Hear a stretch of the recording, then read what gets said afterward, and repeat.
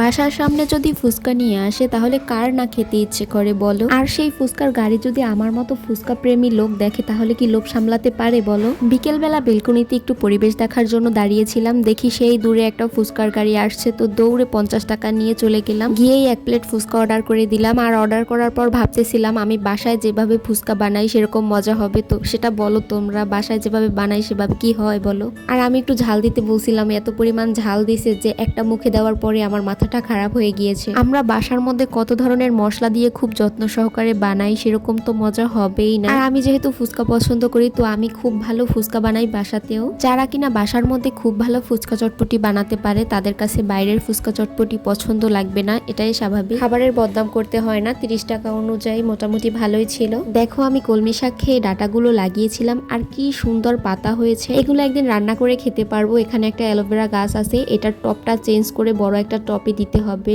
আর এটা হচ্ছে চুনা পাথর গাছ নাকি বলে, আমি জানিও না সঠিক। আমার এই মিনি ব্লগটা তোমাদের কাছে কেমন লেগেছে অবশ্যই কমেন্ট করে জানাবে। আল্লাহ হাফিজ সবাইকে।